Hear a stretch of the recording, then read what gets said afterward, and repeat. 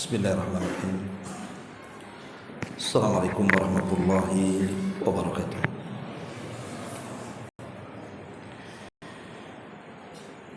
Alhamdulillah wassalatu wassalamu ala Rasulillah wa ala alihi wa sahbihi wa mawalah wa la hawla wa la quwwata illa billahi wa ba'd.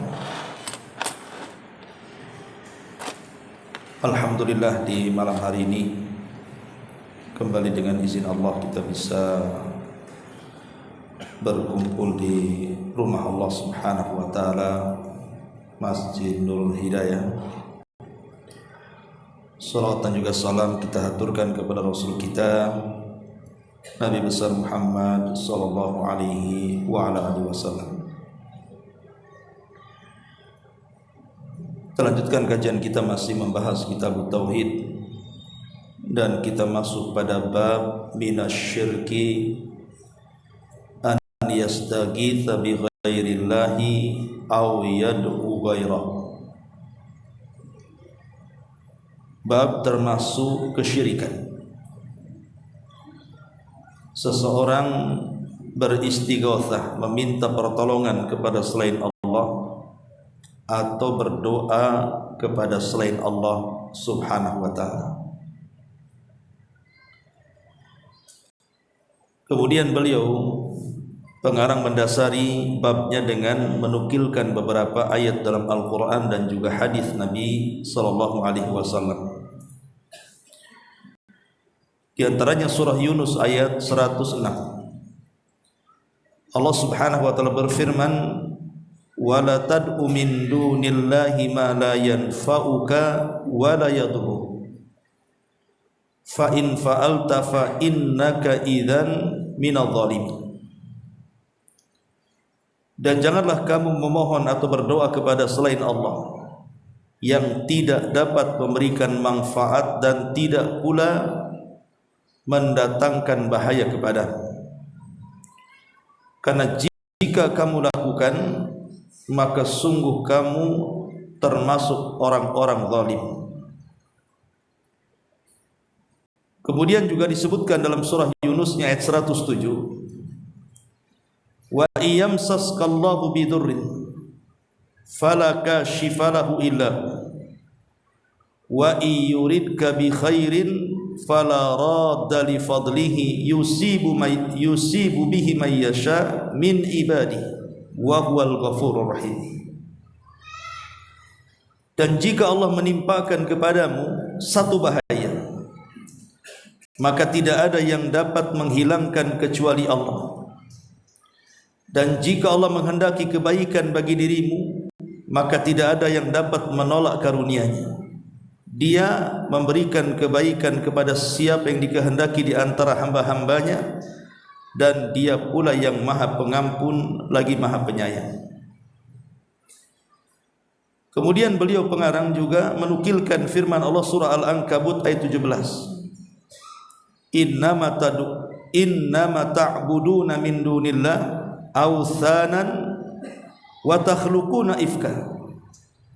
Innal ladzina ta'buduna min dunillah la yamlikuna lakum rizqa fabtaghu 'indallahi rizqa wa'buduhu washkuru lahu ilaihi turja'un.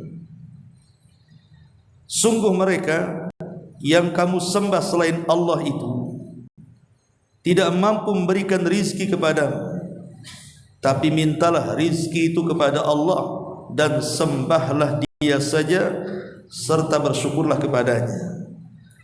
Hanya kepada Allah lah kalian akan dikembalikan. Kemudian juga beliau mendasari babnya dengan surah Al-Ahqaf ayat 5 sampai 6. wa man adhallu mimman yad'u min dunillah ma la yastajibu lahu ila yaumil qiyamah wa hum an du'aihim ghafilun wa idza khusira an-nas kanu lahum a'da wa kanu bi ibadatihim kafir. Dan tidaklah yang lebih, dan siapa lagi yang lebih sesat daripada orang yang memohon kepada sesembahan selain daripada Allah, yang tidak dapat mengabulkan doa-doa sampai kiamat, dan sesembahan itu lalai dari permohonan-permohonan mereka. Dan apabila manusia dikumpulkan pada hari kiamat, niscaya sembahan-sembahan itu akan menjadi musuh dan mengingkari pemujaan mereka kepadanya. Kemudian juga surah Al-An'am ayat 62, amma yujibul muttarra idza da'a wa yaksifu su wa yaj'alukum khulafa al-ardi a ilahum ma'allah qalilan ma tadhakkarun. Siapakah yang mengabulkan doa orang-orang yang dalam kesulitan itu di saat ia berdoa kepada Allah, dan yang menghilangkan kesusahan, dan yang menjadikan kamu sekalian menjadi khalifah di bumi? Adakah sesembahan yang hak selain Allah? Amat sedikitlah kalian mengingat Allah Subhanahu wa ta'ala. Kemudian yang terakhir, beliau menukilkan sebuah riwayat rawa at-Tabrani bi isnadihi annahu kana fi zamanin Nabi sallallahu alaihi wasallam munafiqun yu'dhil mu'minin faqala ba'duhum qumu bina nastaghithu bi Rasulillah sallallahu alaihi wasallam min hadzal munafiq faqala an-nabiy sallallahu alaihi wasallam innahu la yustaghatsu bi innama yustaghatsu billah. Al-Imam At-Tabrani dengan menyebutkan sanadnya meriwayatkan bahwa pernah ada di zaman Rasul seorang munafik yang selalu menyakiti orang-orang yang beriman. Maka salah seorang di antara orang-orang yang beriman itu berkata, mari kita bersama-sama memohon perlindungan kepada Rasul supaya dapat terhindar dari tindakan buruk orang-orang munafik. Ketika itu Nabi SAW menjawab, sesungguhnya aku tidak boleh dimintai pertolongan, hanya Allah sajalah yang boleh dimintai perlindungan. Inilah dasar yang ditulis oleh muallif rahimahullahu taala pada bab minasyirki an yastaghitha bi ghairillah aw yad'u ghairahu. Bab termasuk kesyirikan, seseorang meminta pertolongan kepada selain Allah atau berdoa kepada selain Allah. Berarti di sini ada dua bab. Pertama bicara istighatsah, yang kedua bicara doa. Lalu apa beda dengan doa dan istighatsah ini? Ulama mengatakan bahwa doa itu lebih umum, sementara istighatsah itu lebih khusus. Artinya setiap doa tidak masuk padanya istighatsah. Tadi setiap doa tidak mesti istighatsah, bisa saja isti'adzah. Tetapi setiap istighatsah pasti di dalamnya mengandung doa. Atau kita balik, setiap istighatsah dia doa, tapi tidak setiap doa istighatsah, karena makna doa itu lebih umum dibandingkan istighatsah. Ma'asyiral muslimin yang dimuliakan Allah Subhanahu wa taala, lah pengarang memasukkan istighatsah kepada selain Allah atau berdoa kepada selain Allah itu bagian daripada syirkul akbar.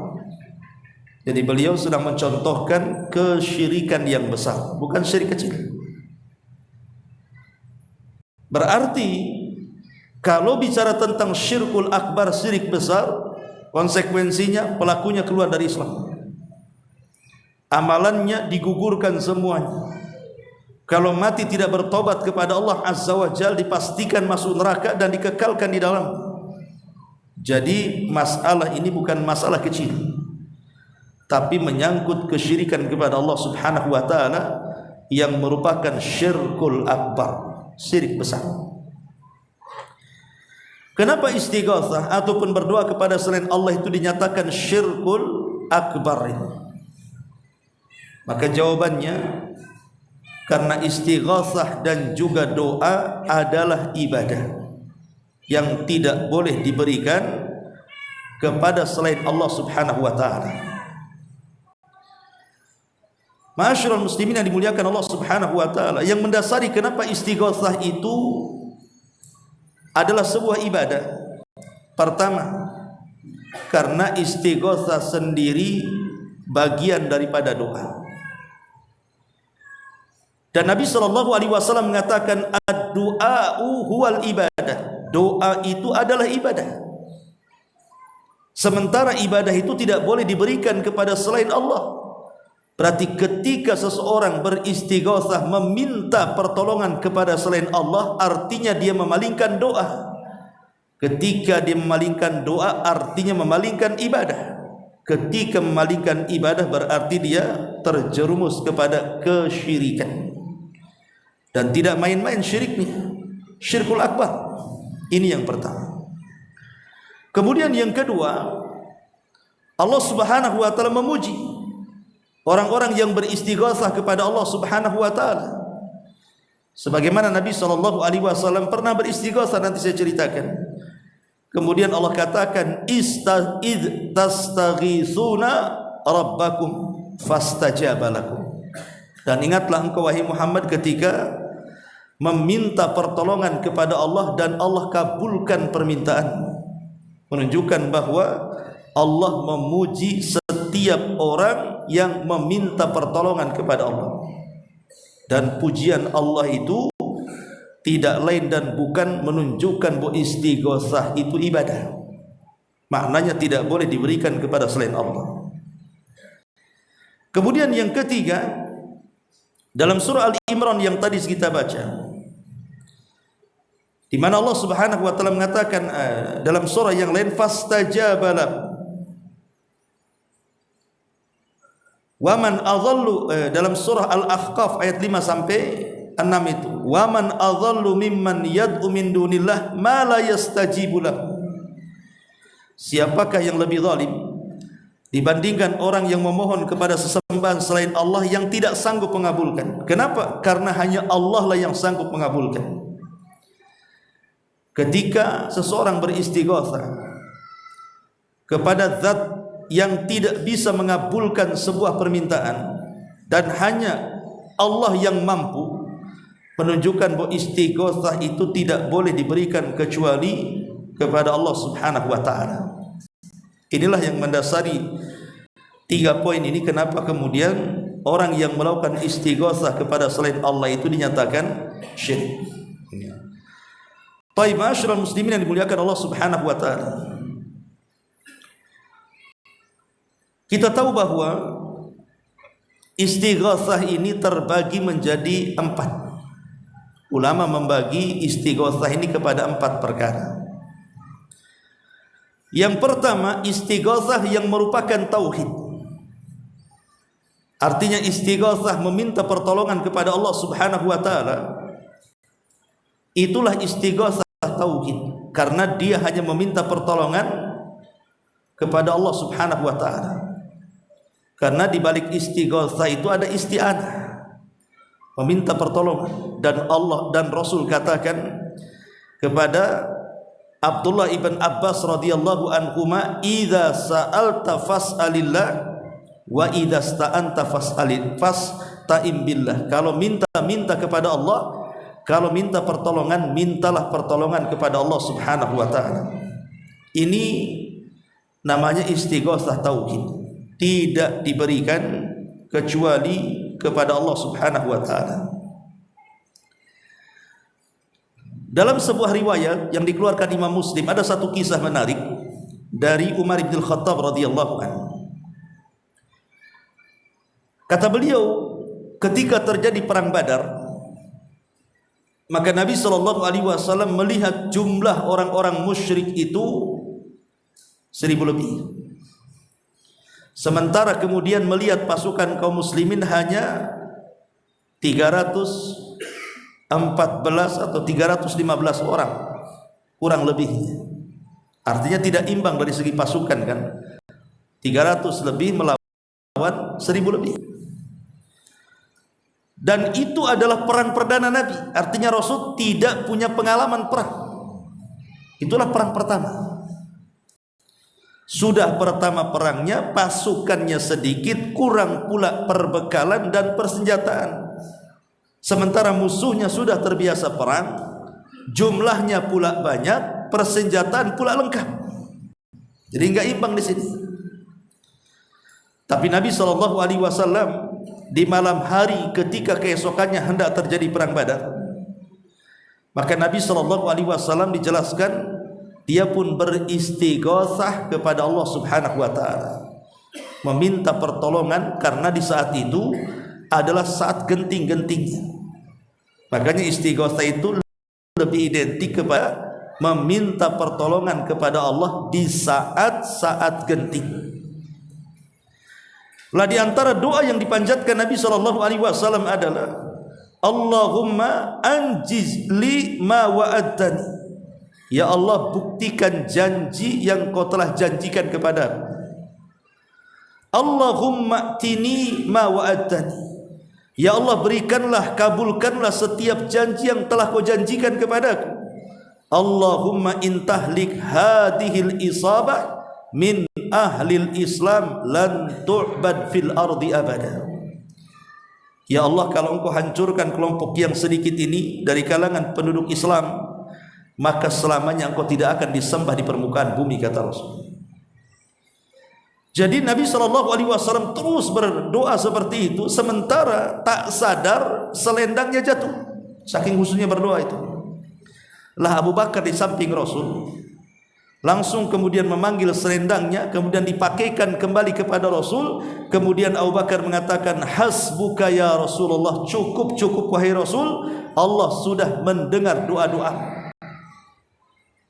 Maka Nabi SAW pun tiba-tiba melihat ke langit dan diperlihatkan 1000 malaikat turun dari langit ke bumi. Saking senangnya dia mengatakan kepada Abu Bakar, absyir ya Abu Bakrin, berbahagialah wahai Abu Bakar, malam ini Allah telah utus 1000 malaikat kepada kita. Akhirnya kemudian keesokan hari ketika terjadi perang Badar, Allah tambah lagi 1000 menjadi 2000. Ketika betul-betul dalam peperangan sedang berkecamuk, Allah tambah lagi 3000 menjadi 5000. Dan subhanallah dipimpin langsung oleh malaikat Jibril. Dan Allah Subhanahu wa taala menangkan dalam perang Badar ini, sehingga Allah gambarkan dalam surah Al-Anfal ayat 9, idz tastaghitsuna rabbakum fastajaba lakum anni mumiddukum bi alfin minal malaikati murdifin.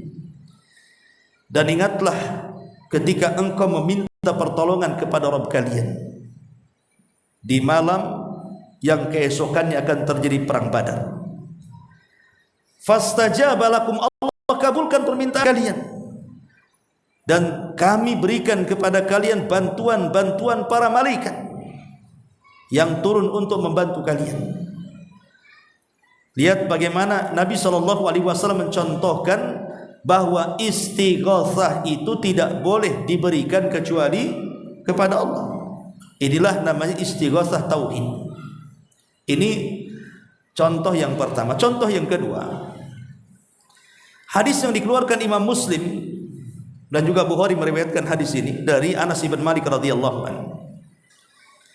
Jadi satu hari, kata Anas bin Malik, anna rajulan dakhala al-masjid yaumal jum'ah. Jadi ada seorang laki-laki di hari Jumat masuk ke dalam masjid. Ketika Nabi SAW sedang berdiri berkhutbah, kemudian Nabi SAW menghadap para jamaah. Tiba-tiba kemudian seorang badui ini berdiri dan mengatakan, ya Rasulullah, halakatil amwal wanqata'atis subul. Rasul, harta-harta kami telah hancur binasa. Jalan-jalan sudah terputus di mana-mana, kekeringan di mana-mana. Fad'ullaha yughithuna, maka mintalah kepada Allah agar agar Allah membantu kami, menolong kami. Maka Nabi SAW langsung mengangkat kedua tangan, kemudian mengatakan, Allahumma aghithna, Allahumma aghithna, Allahumma aghithna, ya Allah tolong kami, ya Allah tolong kami, ya Allah tolong kami. Kata Anas bin Malik radhiyallahu anhu, wallahi demi Allah, kata dia, ma nara fis samai min sahabin wala qar'atin wa ma bainana wa baina sal'in min baitin wala darin. Kata Anas bin Malik radhiyallahu anhu mengatakan, demi Allah, kami tidak pernah melihat di langit kecuali ada awan pekat hitam, kemudian tiba-tiba turun hujan, dan tidak ada satupun rumah dan tempat kecuali dihujani. Subhanallah, lihat bagaimana dikabulkannya doa Nabi SAW. Ini namanya istighatsah namanya. Makanya istisqa juga disebut istighatsah. Meminta hujan itu juga disebut istighatsah, karena istisqa itu meminta sesuatu kepada Allah di saat kegentingan terjadi. Gimana tidak genting kalau kering kelontang, tidak ada hujan, kemudian tumbuhan mati, kemudian kita juga kehausan dan begitu seterusnya. Maka sebagian para ulama mengistilahkan istisqa itu sebagai istighatsah. Karena di sini Rasulullah mengatakan Allahumma aghithni. Subhanallah. Dari mulai Nabi SAW berkhutbah, setiap hari terjadi hujan. Sampai desa orang yang meminta hujan itu sampai kelelap desanya itu. Banjir di mana-mana. 1 minggu hujan terus. Di Batam aja kalau 3 hari hujan terus-terusan gak berhenti, kan banjir tuh. Ketika minggu depannya, rupanya si Arab Badin datang lagi di saat Rasul berkhutbah lagi. Kemudian mengatakan, ya Rasulullah, desa kami kebanjiran, kata. Tolonglah minta kepada Allah agar hujan itu dihentikan, kata. Lah minggu kemarin minta dihujani, minggu sekarang minta dihentikan karena banjir di mana-mana. Maka Nabi SAW kemudian berdoa agar hujan itu dipindahkan ke tempat-tempat yang tidak membahayakan. Allahumma hawalaina wala alaina. Ya Allah, semoga jangan kau jadikan hujan itu madarat kepada kami, tetapi jadikan hujan itu pindahkan ke tempat lain. Pindahkan ke tempat yang tumbuh pohon-pohon, lembah-lembah, gunung-gunung dan begitu seterusnya. Lah syahidnya di sini Nabi SAW berdoa kepada Allah. Inilah istighatsah namanya. Istighatsah tauhid, berdoa kepada Allah Subhanahu wa taala, meminta agar Allah menolong kita. Ini yang pertama. Yang kedua, istighatsah kepada selain Allah. Dan ini terbagi menjadi 3. Istighatsah kepada selain Allah Subhanahu wa taala. Pertama, istighatsah kepada selain Allah Subhanahu wa taala ada hukumnya yang dibolehkan. Boleh seseorang itu beristighatsah kepada selain Allah Subhanahu wa taala, tapi dengan 4 syarat. Bolehnya kita meminta pertolongan kepada selain Allah itu kalau memenuhi 4 syarat. Pertama, orang yang diminta istighatsah itu harus meyakini sepenuhnya bahwa tidak ada yang dapat memberikan manfaat atau madarat kecuali seizin Allah Subhanahu wa taala. Jadi orang yang meminta istighatsah kepada orang lain harus meyakini sepenuhnya bahwa tidak ada yang dapat mendatangkan manfaat ataupun madarat kecuali hanya Allah. Yang kedua, yang dimintai pertolongan itu atau istighatsah di situ, antum yakini dia bisa nolong. Kalau antum tidak yakin dia bisa menolong, maka tidak boleh. Kemudian yang ketiga, orang yang dimintai pertolongan itu orangnya harus masih hidup. Sebab meminta pertolongan kepada orang mati percuma. Orang mati tidak bisa apa-apa, mendengar aja tidak, apalagi mengabulkan. Maka harus orang yang dimintai pertolongan itu betul-betul dia masih hidup. Dan yang terakhir, yang dimintai pertolongan harus hadir dan mengetahui apa yang kita minta. Kalau terpenuhi 4 syarat ini, boleh seseorang itu meminta pertolongan kepada selain Allah Subhanahu wa taala. Contoh, di zaman Nabi Musa alaihi salatu wassalam, ketika Nabi Musa berjalan-jalan di salah satu gang dari gang-gang kota Mesir, tiba-tiba Musa ini melihat ada anak muda yang sedang bertengkar. Satu anak muda dari Bani Israel, yang satu anak muda dari kaum Kipti, anak pejabat Fir'aun. Lah ketika terjadi perkelahian didekati Nabi Musa, maka kemudian anak muda dari Bani Israel ini tiba-tiba memanggil Musa dan mengatakan, "Wahai Musa, tolong aku." Maka Musa pun menolong anak muda dari Bani Israel. Entah masalahnya apa, tiba-tiba Musa membunuh anak muda dari kaum Kipti, anak pejabat itu, tanpa maksud membunuhnya. Enggak ada maksud membunuhnya, tiba-tiba mati dia. Dipukul Nabi Musa, tiba-tiba mati. Disebutkan di dalam surah Al-Qasas, perhatikan suratnya, wa dakhalal madinata ala hini ghaflati min ahliha fawajada fiha rajulani yaqtatilani hada min syi'atihi wa hada min aduwihi fastaghathahu alladhi min syi'atihi ala alladhi min aduwihi. Dan Musa masuk ke kota Madinah, maksudnya Madinah itu kota Mesir, ketika penduduknya sedang lengah. Maka didapatinya ada di dalam kota itu 2 orang laki-laki yang berkelahi. Yang seorang dari golongannya maksudnya Bani Israel, dan seorangnya lagi dari musuhnya maksudnya kaum Fir'aun. Lihat bahasa Quran, fastaghathahu alladhi min syi'atihi. Maka istighothahlah anak muda dari Bani Israel itu istighothah, meminta pertolongan kepada siapa? Kepada Musa. Maka Musa pun kemudian menolong orang itu, fawakazahu Musa faqadha alaihi. Maka Musa pun kemudian memukulnya dan meninggallah anak muda dari kaum Kipti di sini. Di sini ada kalimat fastaghatsah. Anak muda itu minta pertolongan kepada Musa dan Musa menolong. Berarti apa? Boleh meminta pertolongan kepada selain Allah selama tadi kita tidak meyakini bahwa yang mendatangkan dan madarat dia, tetap kita yakini Allah. Kemudian yang kedua, dia sanggup menolong. Kemudian yang ketiga, dia masih hidup.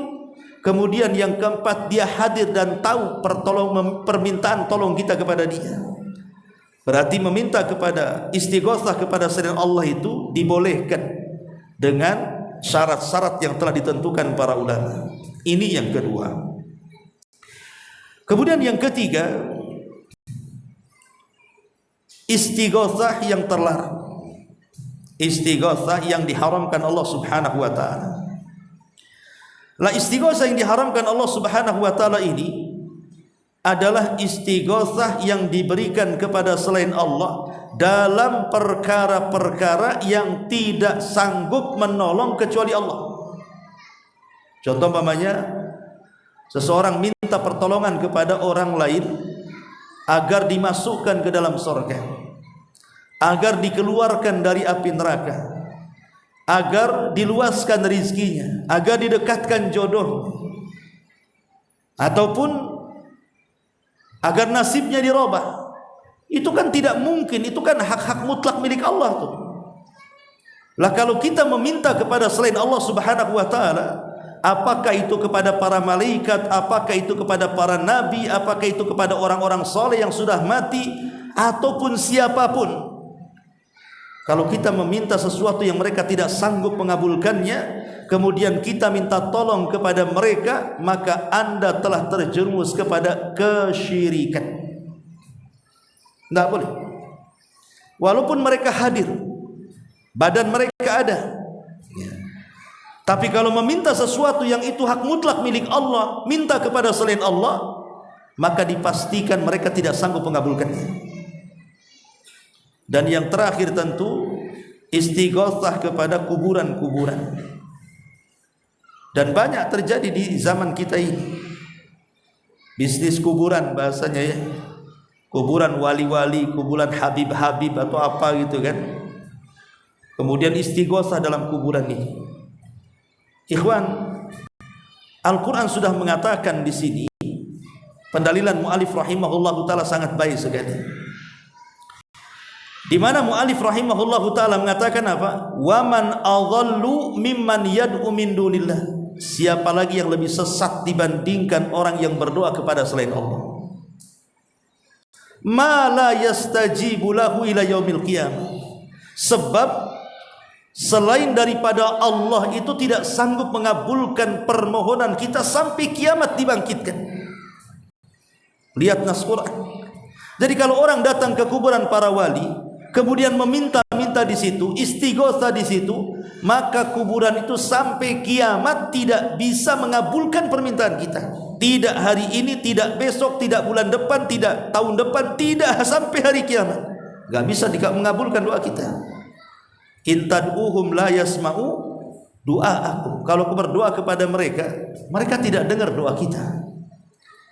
Walau sami'u, kalaupun mereka mendengar, mastajabu, mereka tidak mungkin mengijabah doa kalian. Kemudian kata Allah Subhanahu wa taala, wa hum an du'aihim ghafilun. Dan mereka orang-orang yang diminta selain daripada Allah itu terhadap doa-doa kita lalai. Tidak mungkin dengar, tidak akan direken doa kita ini. Karena mereka tidak sanggup mengijabah. Kemudian kata Allah, wa idza khusiran nas kanu lahum a'da. Dan kelak pada hari kiamat, orang-orang yang disembah selain Allah itu akan jadi musuh dia. Saling menyalahkan di hadapan Allah kelak pada hari kiamat. Dan Allah katakan, wa kanu bi ibadatihim kafir. Dan sesembahan-sesembahan itu mereka akan mengingkari pemujaan mereka kepadanya saat di akhirat. Lihat di sini ada 3 poin. Mereka tidak sanggup mengabulkan sampai kiamat. Mereka lalai, tidak sanggup mengabulkan doa. Kemudian mereka akan saling menyalahkan kelak pada hari kiamat. Dan mereka akan saling melaknat satu dengan yang lainnya. Orang-orang yang pernah dipuja dan dipujinya saat di dunia, di akhirat mereka akan jadi musuh. Jadi dari sini ikhwatu fillah muliakan Allah Azza wa Jalla, maka istighatsah kepada selain Allah Subhanahu wa taala adalah syirkul akbar, syirik besar. Tidak boleh diberikan kecuali kepada Allah Subhanahu wa taala. Baik, kita sedikit baca pendalilan pengarang di sini. Ayat pertama surah Yunus ayat 106 dan pendalilan kedua surah Yunus ayat 107. Allah Subhanahu wa taala mengatakan, wala tad'u min dunillah ma la yanfa'uka wala yadurruka fa in fa'alta fa innaka idzan minadh dhalimin. Dan janganlah kamu memohon atau berdoa kepada selain Allah yang tidak dapat memberikan manfaat dan tidak pula mendatangkan madarat kepadamu. Dari sini kita tahu bahwa zat selain daripada Allah tidak mungkin mampu mendatangkan manfaat kepada kita atau mencegah madarat. Kemudian yang kedua, wa iyamsaskallahu bidurrin fala kashifa lahu illa hu wa iyuridka bi khairin fala radda li fadlihi. Dan jika Allah menimpakan kepadamu satu bahaya, maka tidak ada yang dapat menghilangkan bahaya itu kecuali Allah. Dan jika Allah menghendaki kebaikan bagimu, maka tidak ada yang sanggup menolak kebaikan itu kepadamu. Artinya, walaupun berhala-berhala di dunia ini berkumpul, sesembahan-sesembahan selain daripada Allah yang disembah manusia di bumi ini dikumpulkan semuanya. Dari yang menyembah binatangnya berkumpul, dari yang menyembah batu-batunya berkumpul, dari yang menyembah malaikat, menyembah nabi, menyembah orang saleh, semuanya dikumpulkan. Kemudian mereka diperintahkan untuk mencegat bahaya yang Allah turunkan kepada kita. Mereka tidak akan sanggup mencegahnya, walaupun semua makhluk Allah berkumpul. Ataupun sebaliknya, kalau Allah menghendaki kebaikan kepada kita, tidak ada satupun yang bisa mencegahnya. Dari sini kita tahu bahwa kalau memang kebaikan dan keburukan itu datang dari Allah Subhanahu wa taala dan tidak ada yang bisa mencegat keburukan apabila Allah timpakan kepada kita atau sebaliknya, lalu kenapa kita istighotsah kepada selain Allah yang tidak sanggup mendatangkan manfaat apalagi mencegah madar? Ingat salah satu Ustadz mu'alaf yang dari Malaysia itu pernah bercerita dulu, saya sempat dengar gitu ya ceramahnya. Jadi sebelum dia masuk Islam, dia kan penyembah berhala. Sampai di rumahnya itu tidak terhitung berapa banyak berhala yang ditenggerkan itu. Rupanya berhala yang banyak itu punya fungsi masing-masing itu. Oh, yang ini berhala ini hoki untuk ekonomi. Yang ini hokinya untuk supaya keluarga terlindungi dari penyakit. Oh, yang ini untuk tolak bala. Jadi masing-masing berhala ada fungsinya. Satu hari kebakaran rumahnya, semua keluarganya selamat, yang tidak selamat Tuhannya. Harusnya yang pertama kali menyelamatkan kan Tuhannya kan, tidak, makhluknya dulu yang selamat, Tuhannya kebakar. Jadi siapa Tuhan, siapa makhluk di sini? Siapa yang selamat, siapa yang diselamatkan? Itulah sesembahan selain daripada Allah itu selamanya akan seperti itu. Mereka tidak sanggup melindungi diri mereka, apalagi melindungi orang lain. Mereka tidak akan sanggup. Makanya lihat ketika di zaman Nabi SAW ada seorang sahabat, saya lupa namanya. Dia sedang safar membawa berhalanya. Kemudian berhalanya disimpan, dia pun kemudian pergi lupa tidak membawa berhala. Ketika sampai rupanya ada anjing sedang kencing dan mengencingi berhalanya. Berhalanya diam saja dikencing anjing itu. Harusnya kan ditampar tuh anjingnya, kurang ajar, masa Tuhan dikencingi ya. Tapi itulah benda mati.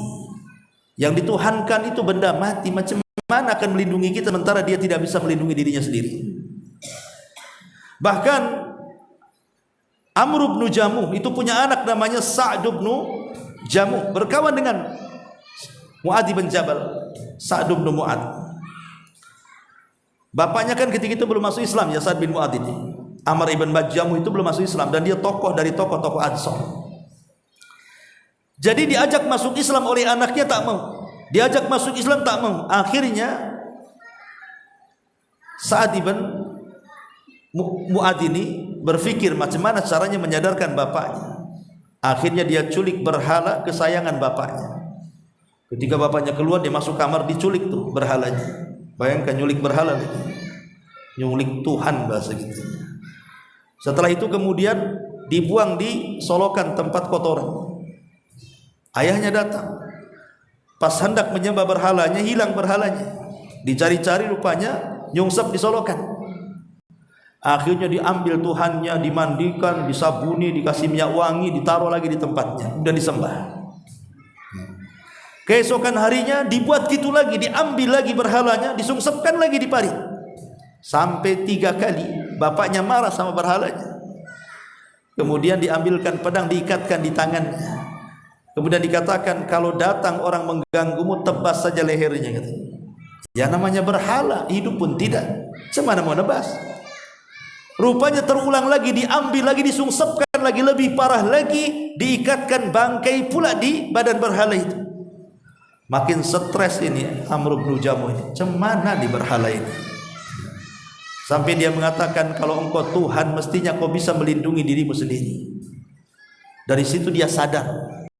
Akhirnya dia masuk Islam. Sama dengan kisahnya Ikrimah bin Abi Jahal. Ikrimah putra Abu Jahal itu kan, itu salah satu dari orang-orang yang merupakan target yang harus dibunuh. Ketika Nabi SAW Fatu Mekah, kan ada orang-orang yang tidak dimaafkan oleh Nabi SAW. Ya secara keseluruhan orang Mekah dimaafkan, karena Rasul mengatakan, idhabu fa antumut tulaq, pergi kalian sudah kumaafkan. Tapi ada orang-orang yang Rasul tidak akan maafkan. Salah satunya Ikrimah bin Abi Jahal. Akhirnya dia lari dari Mekah bersama kawan-kawannya, kemudian naik perahu hendak menuju negeri Syam. Di tengah lautan tiba-tiba ada gelombang yang sangat besar, hampir mengaramkan perahunya. Orang-orang yang dalam perahu itu kemudian memberikan ide kepada orang-orang lainnya, yang diantaranya Ikrimah bin Abi Jahal mendengarkan. Kata orang ini, hari ini kita harus betul-betul berdoa kepada Allah Azza wa Jalla. Singkirkan berhala-berhala kalian. Jangan ada yang memanggil Lata, Uzza, Manat, Hubal. Karena hari ini tidak ada yang bisa menolong kita kecuali Allah. Itu orang-orang musyrik itu mengatakan seperti itu. Jadi ketika mereka sedang genting itu sudah lupa berhala, yang ada hanya Allah saja. Itu fitrah mana namanya. Jadi Ikrimah bin Abi Jahal itu dengan ucapan tersebut terpengaruh dia. Dia mengatakan, berarti kalau aku selamat dari gelombang yang sangat besar ini dan tidak ada yang menyelamatkan kecuali Allah, berarti yang menyelamatkan aku juga di daratan pasti Allah. Kemudian dia berjanji, demi Allah, kalau aku diselamatkan oleh Allah dan aku tidak jadi mati di tengah lautan ini, aku akan datang kepada Nabi dan masuk Islam. Dan Allah takdirkan setelah mereka berdoa khusyuk kepada Allah Subhanahu wa taala, rupanya kapalnya tak jadi karam, selamat. Akhirnya karena dia sudah berjanji, datang dia kepada Nabi, kemudian masuk Islam. Dan Rasul sangat senang dengan keislaman Ikrimah itu. Kenapa?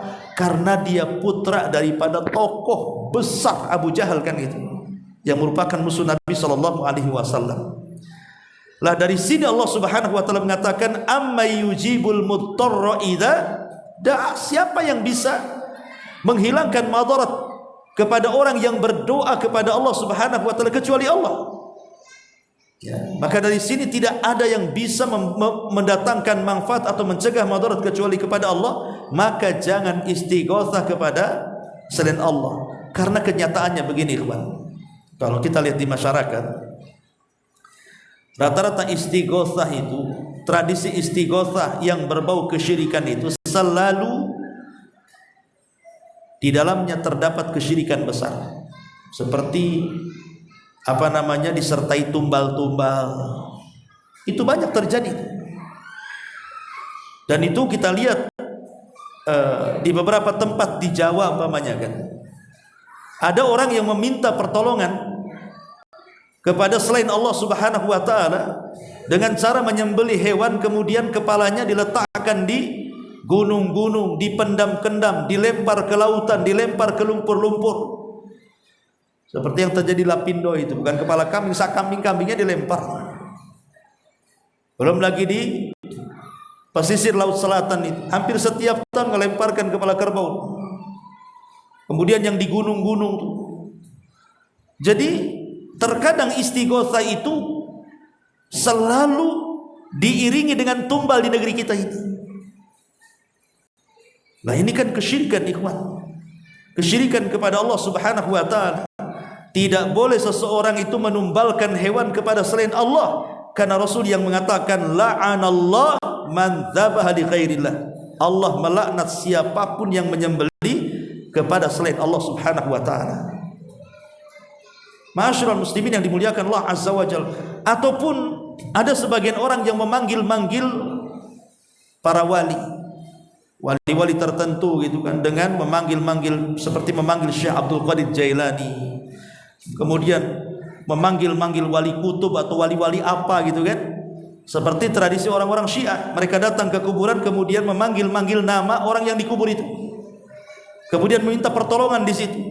Ini semua kesyirikan, kesyirikan yang harus diberantas, karena kesyirikan ini membahayakan bagi kehidupan individu kita dan kehidupan masyarakat kita, bahkan berbangsa dan bernegara. Wallahu a'lam bishawab. Subhanakallahumma bihamdika asyhadu an la ilaha illa anta astaghfiruka wa atubu ilaik.